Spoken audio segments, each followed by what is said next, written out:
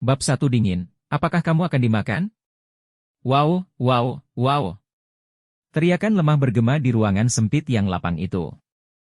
Seorang wanita memeluk anak itu erat-erat, menggunakan selimut yang bisa dianggap sebagai kapas yang rusak untuk menahan angin dingin yang merembes masuk melalui pintu dan jendela.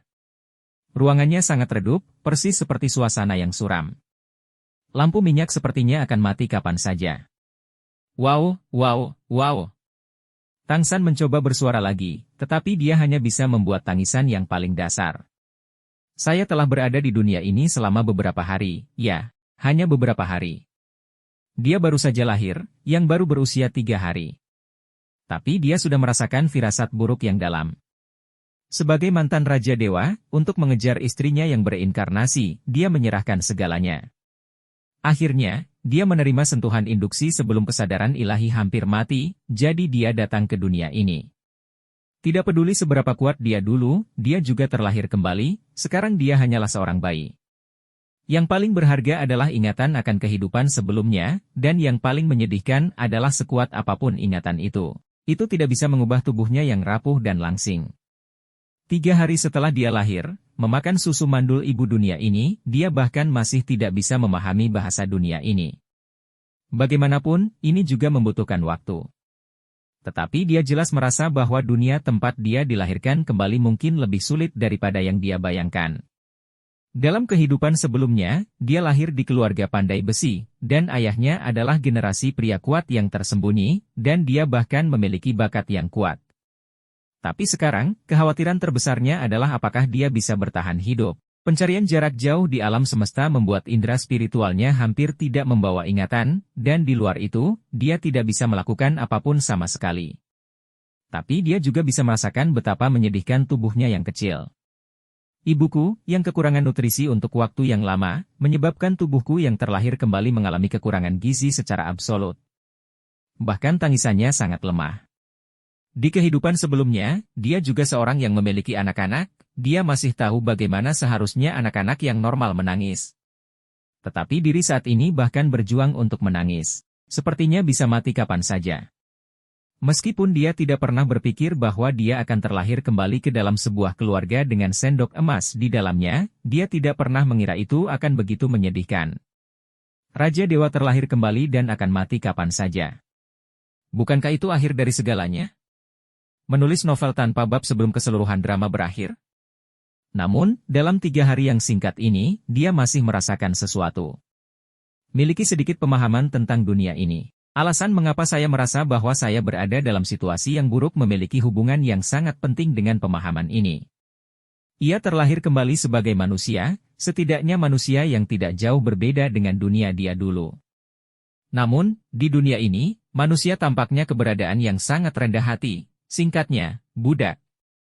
Sebagai budak dari ras yang lebih tinggi. Itulah mengapa sangat menyedihkan.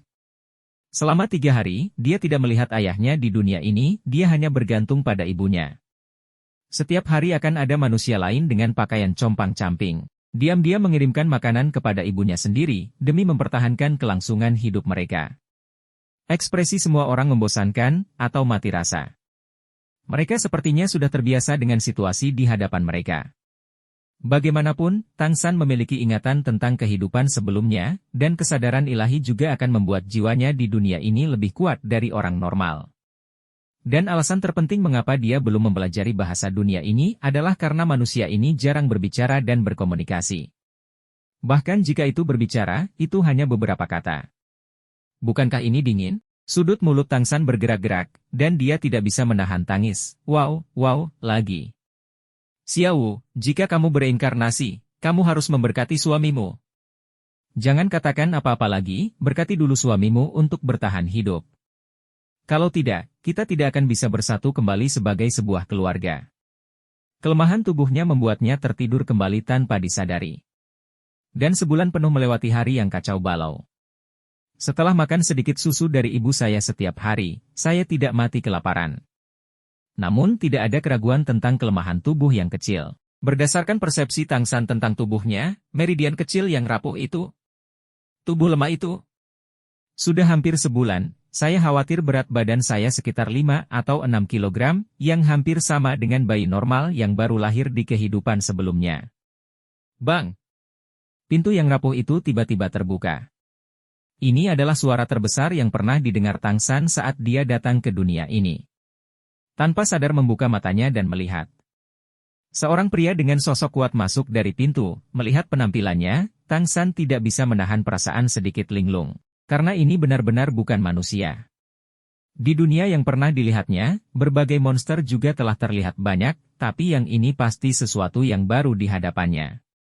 Yang masuk harus laki-laki, mirip dengan tubuh manusia, 2 meter jauhnya, tapi dengan kepala serigala. Taringnya menonjol, dan ada bau samar di tubuhnya. Fisik yang kuat itu hampir saja merusak kusen pintu.